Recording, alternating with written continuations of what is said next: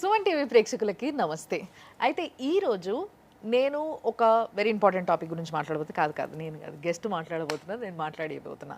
So aptitude అనే పదాన్ని ఈ మధ్య బాగా వింటున్నాను నేనైతే. కాబట్టి దీని మీనింగ్ ఏంది, దీని ఇంపార్టెన్స్ ఏంది, ఇది ఎట్లా, ఏం సంగతి, స్టూడెంట్స్కి ఎంత ఇంపార్టెంట్ అనే విషయాన్ని కూడా ఈరోజు మేము డిస్కస్ చేయబోతున్నాము. దానికోసం నా ముందున్న గెస్ట్ మీకు అందరికీ తెలుసు, అండ్ ముఖ్యంగా ఈ యాప్టిట్యూడ్లో ఈయన స్టేట్ ర్యాంకరు, చాలా వెల్ నోన్ పర్సన్ కూడా, brain vision director Sai Eshwar garu ఉన్నారు. నమస్తే అండి. నమస్తే. సో సార్, నిజంగా ఫస్ట్ ఈ స్టేట్ ర్యాంకర్లో ముందు కూర్చొని మాట్లాడాలంటే నాకు పరిశాన్ సార్. నేను స్టేట్ ర్యాంకర్ కాదు, మినిమం స్కూల్ ర్యాంకర్ కూడా కాదు. చదివితే ఎవరికైనా వస్తుందండి rank. So yeah, whatever, మీరు మాత్రం చాలా క్లియర్గా చెప్తారు కాబట్టి let me know in this way. నిజంగా ఫస్ట్ ఈ రోజులలో పిల్లలకి ఉద్యోగాల కోసం ఫస్ట్ ఏం చేయాలి, వాళ్ళకి ఆప్షన్ ఏంది, అసలు డిగ్రీ తర్వాత ఏం చేయాలి అనే ఒక కన్ఫ్యూజన్లు ఉంటారు. ప్రతిసారి ఇదే ఉంటుంది సార్, 10th తర్వాత ఏం చేయాలి, ఇంటర్ తర్వాత ఏం చేయాలి, డిగ్రీ తర్వాత జాబ్ రాకపోతే ఏం చేయాలి, ఇదే తలకాయ నొప్పి. సో ఏం చేయాలని మీరు అంటారు? జనరల్గా గ్రాడ్యుయేషన్ తర్వాత 3 ఆప్షన్స్ అండి. ఒకటి హైయర్ స్టడీస్కి వెళ్ళొచ్చు, లైక్ ఎంఎస్, ఎంటెక్, ఎంబీఏ లాంటివి, లేదా జాబ్ చేయొచ్చు.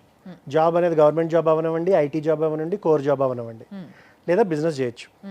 నా హైయర్ స్టడీస్కి వెళ్ళాలి అంటే ఎంబీఏ వెళ్ళాలనుకోండి, 90% ఆఫ్ ది ఎంబీఏ ఎగ్జామ్స్లోని క్వాంట్, రీజనింగ్, వర్బలే ఉంటాయి. It's called aptitude. ఓకే. లేదు ఒక జాబ్ చేయాలనుకోండి, 4 point సెలెక్షన్ క్రైటీరియా.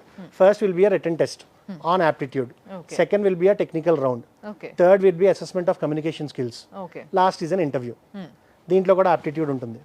బిజినెస్ చేయాలంటే ఎంత ఇన్వెస్ట్ చేయాలి, ఎంత రా మెటీరియల్ కొనాలి, ఎంతమందిని రిక్రూట్ చేసుకోవాలి, వాళ్ళకి ఎంత శాలరీస్ ఇవ్వచ్చు, ఇలా ప్రతి దానికి ఒక లెక్క ఉంటుందండి. So all these you will need the same skills again. మళ్ళీ యాప్టిట్యూడ్ స్కిల్స్ ఉండాలి. So every endeavour that they have after the graduation, ఖచ్చితంగా ఇది ఇంపార్టెంటే. సో ఖచ్చితంగా ఇది ఇంపార్టెంట్ అని అయితే చెప్తున్నారు, కానీ నిజంగా నాలంటే కొందరు ఉంటారు, స్టిల్ దే డోంట్ అండర్స్టాండ్ ఏంది aptitude, what is the meaning of aptitude. Firstly అసలు ఏంది ఇది, దాంట్లో ఎలాంటి ఆపర్చునిటీస్ ఉంటాయి, దాన్ని నేర్చుకోవడం వల్ల మాకు వచ్చేది ఏంది అనేది. సో దీనికి మీరు చెప్పేది ఏంది? యాప్టిట్యూడ్ ఈస్ థింకింగ్ క్యాపబిలిటీస్ అండి. అంటే getting your intelligence to the next level. దాంట్లో quantitative aptitude, logical reasoning and verbal ability ఉంటాయి. ఈ 3 నా ఎందుకు ఇవి అంత ఇంపార్టెంట్ అంటే, జనరల్గా when you face with a problem, okay, ఒక ప్రాబ్లం ఉన్నప్పుడు దాన్ని సాల్వ్ చేయడానికి చాలా పద్ధతులు ఉంటాయండి. ఫర్ ఎగ్జాంపుల్, మీరు జాబ్ చేస్తున్నారు, మీ పైన సుపీరియర్ మీరు ఎంత వర్క్ చేసినా మీరు వర్క్ చేయట్లేదు, క్వాలిటీగా లేదు వర్క్ అని కంప్లైంట్ చేస్తున్నారు. That is a problem. దానికి సొల్యూషన్స్ ఏముంటాయి? You can go complaint to a senior manager, లేదు ఈయన దగ్గరికి వెళ్ళి మీ ప్రాబ్లం ఏంటి, నా వల్ల ఏంటి, నేను ఏం చేస్తే రెక్టిఫై అవుద్ది అని మాడుకోవచ్చు, లేదా ఆయనతో గొడవ పెట్టుకోవచ్చు. ఇలా చాలా ఆప్షన్స్ ఉన్నాయి. నా రీజనింగ్ స్కిల్స్ బాగా ఉంటే ఇలాంటి ఆప్షన్స్ ఎక్కువ ఉంటాయండి ప్రాబ్లమ్స్కి. నా quant is all about calculations. So quant helps you in decision making. ఇన్ని ఆప్షన్స్లో which is the best one.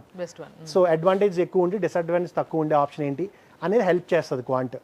ఈ స్కిల్స్ అంత ఇంపార్టెంట్ కాబట్టి ప్రతి ఎండీవర్లోనూ ఇదే క్వశ్చన్స్ అడుగుతున్నారు. వాళ్ళు 4 సంవత్సరాలు 3 సంవత్సరాలు గ్రాడ్యుయేషన్ చేస్తున్నారు ఒక సబ్జెక్ట్లో.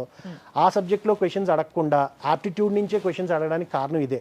Because this helps them think, this helps them take a decision. So when ever this a problem, this helps them understand that how to solve the problem అనేది. సో అందుకే ఇంపార్టెంట్ అండి. అయితే ఇది చాలా ఇంపార్టెంట్ అన్న విషయం అయితే ఇప్పుడు అర్థమవుతుంది మీరు చెప్తుంటే. బట్ స్టూడెంట్స్ ప్రిపేర్ అవ్వడం ఎట్లా దీనికి అనేది స్టిల్ ఒక క్వశ్చన్ ఉండిపోయింది నా లోపల. ఎట్లా యాప్టిట్యూడ్కి ఎట్లా ప్రిపేర్ అవ్వాలంటారు? Now most of the colleges are offering programmes అండి, క్యాంపస్ రిక్రూట్మెంట్ ట్రైనింగ్ అని చెప్పి ప్రోగ్రామ్స్ ఇస్తారు. But due to the time limitation, వాళ్ళకి అకాడమిక్స్ అవ్వాలి, ఈ ప్రోగ్రామ్ అవ్వాలి, ఒక ఫాస్ట్ పేస్లో జరుగుతుంది. కొన్ని కాలేజెస్ అసలు ట్రైనింగ్ ఇవ్వవు. So students what they have to do is ample time, ఒక 120 గంటలైనా సరే ఇది నేర్చుకోవడానికి పడుతుంది. అండ్ నేర్చుకున్న తర్వాత దాన్ని ప్రాక్టీస్ చేయడానికి ఇంకొక 120 hours పడుతుందండి. So it's all about how they put in time. So అంత టైం ఎఫర్ట్ వాళ్ళు పెట్టగలిగితే, when you learn a topic, ఒక టాపిక్ నేర్చుకున్న తర్వాత వాటిలో క్వశ్చన్స్ ప్రాక్టీస్ చేసి సాల్వ్ చేసుకుంటారు. సాల్వ్ చేసిన తర్వాత కొన్ని క్వశ్చన్స్కి ఆన్సర్స్ రావు. రాని క్వశ్చన్స్కి ఆన్సర్, కరెక్ట్ ఆన్సర్ ఏంటి, దాన్ని ఎలా సాల్వ్ చేయాలి అనేది నేర్చుకోవాలి. అయితే సార్లు ఉంటే సార్లను అడగచ్చు, లేదా internet is very helpful for these. So అందులో నేర్చుకోవచ్చు. This is how they learn. ఒక గైడింగ్ ఫోర్స్తో ఒక డైరెక్షన్ పెట్టుకొని ఒక టాపిక్ తర్వాత ఒక టాపిక్ నేర్చుకుంటూ వెళ్తే I think they have ample opportunities అండి. సో కంప్లీట్గా ఇదంతా నేర్చుకోవడానికి ఇంచుమించు ఎంత టైం పడుతుండొచ్చు అంటారు? అంటే మనకి some people don't have much time after degree.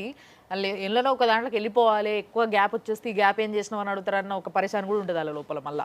So దీనికి మీరు ఏం చెప్తారు? జనరల్గా గ్రాడ్యుయేషన్ చేస్తున్నప్పుడే గ్రాడ్యుయేషన్ అయిపోతుంది, డిగ్రీ కానీ బీటెక్ కానీ అయిపోతుంది అన్నదానికి ఒక 1 year ముందు నుంచి స్టార్ట్ చేసేయాలండి ప్రిపరేషన్.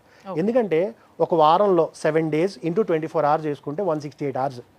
అలా 168 hours వారం అంతా చదివిన దానికంటే రోజుకి గంట చొప్పున 3 నెలలు చదివితే 90 గంటలు. దాని ఎఫిషియన్సీ ఎక్కువ ఉంటుందండి. Because you should not pressurise the mind. దానికి స్లోగా నేర్పించాలి. సో మేము కూడా నేర్పిస్తున్నప్పుడు స్టూడెంట్స్కి ఏం చేస్తామంటే it's not the ability to get answers, it's the ability to think better. So ఇంకా మంచిగా ఆలోచించడం, బికాజ్ అదే దాని concept. The roots of aptitude is to get your intelligence to the next level. So బాగా ఆలోచించడం అనేది నేర్పించాలి.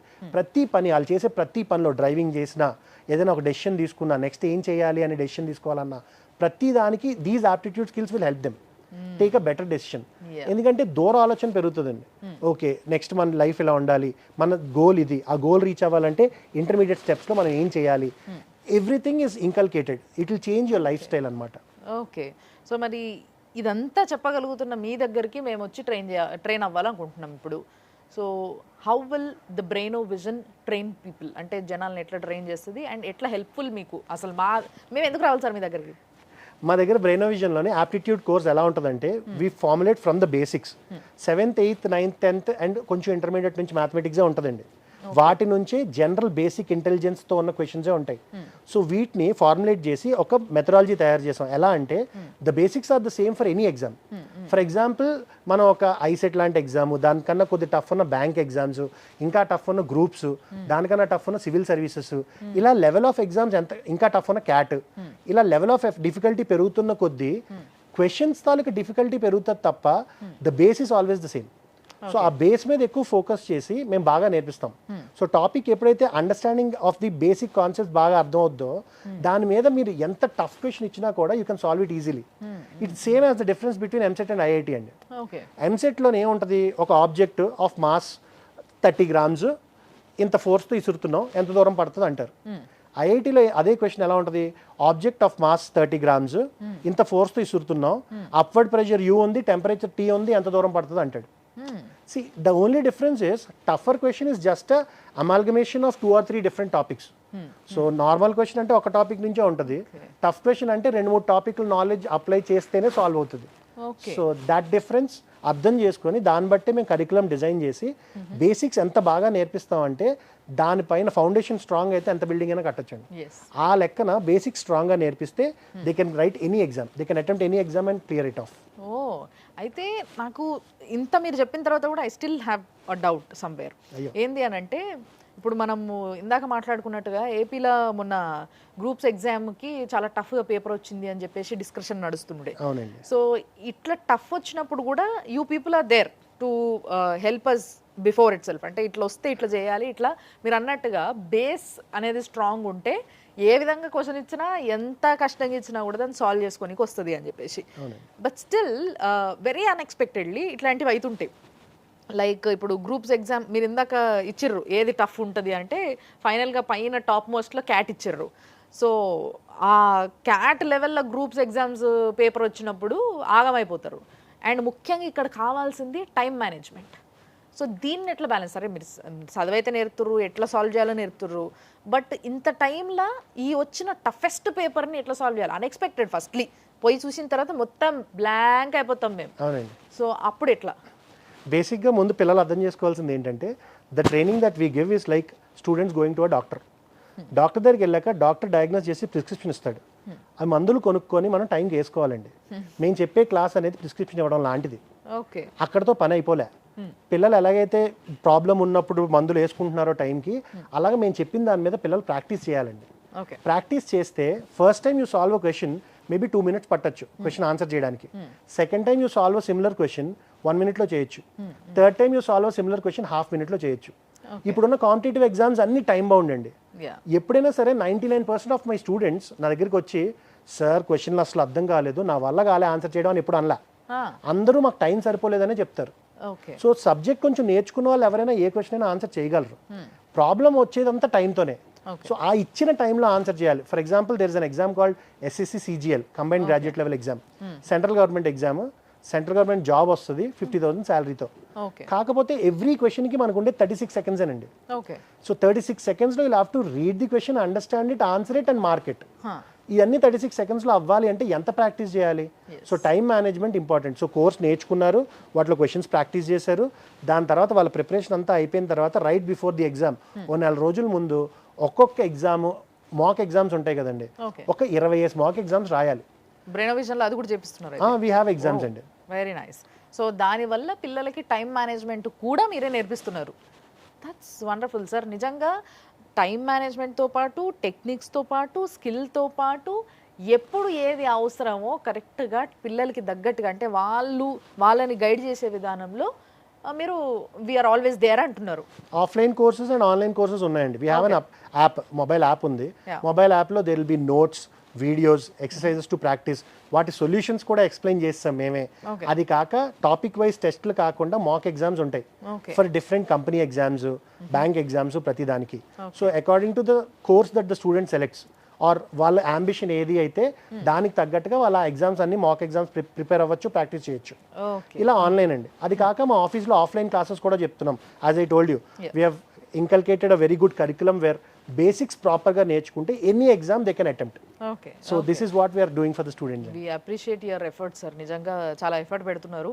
ఏదో జస్ట్ నాలెడ్జ్ ఇచ్చినామా, ఎడ్యుకేట్ చేసినామా, పైసలు తీసుకున్నామా, పంపించేసినామా అన్నట్టు కాకుండా, సో ఇంత డెప్త్గా ఆలోచించి ఏ విధంగా పేపర్ వచ్చినా టైం మేనేజ్మెంట్తో సహా, స్కిల్స్తో సహా రావాల్సిన ఉద్యోగాలను ఎట్లా రప్పించుకోవాలి అనేది కూడా, అంటే ఉన్న ఉద్యోగాల్ని ఎట్లా చేజిక్కించుకోవాలి అనే దాంట్లో కూడా యూఆర్ హెల్పింగ్. అంటే వి లైక్ ఇట్ సార్. అంటే అంతా కూడా మీరు చెప్పిన దాన్ని బట్టి మీకున్న నాలెడ్జ్ ఏంది, మీరు ఏమి ఇవ్వగలుగుతారు స్టూడెంట్స్కి అనేది చాలా క్లియర్గా చెప్పినారు. థ్యాంక్స్ అ లాట్ వచ్చినందుకు అండ్ చాలా క్లియర్గా మాకు చెప్పినందుకు. మళ్ళొకసారి తప్పకుండా కలుద్దాం. Thank you sir. సో చూసారు కదా, ఇది అన్నట్టు మీరు కూడా బ్రెయినోవిజన్ వాళ్ళతో మాట్లాడాలి. ముందు ఇంకొన్ని డౌట్స్ ఉన్నాయి, ఏమన్నా అడగాలి. మా పిల్లల గురించి అడిగి మేము పోయి తర్వాత జాయిన్ అవుతాం, మాదాపూర్ మాకు దూరం అవుతుంది అని అనుకుంటున్నారు కదా. సో స్క్రీన్ పైన కనిపిస్తున్న నెంబర్స్కి ఫోన్ చేయండి, డైరెక్ట్గా వాళ్ళే మాట్లాడతారు. సో మాట్లాడిన తర్వాత మీరు డెసిషన్ తీసుకోవచ్చు. చూస్తూనే ఉండండి సుమన్ టీవీ.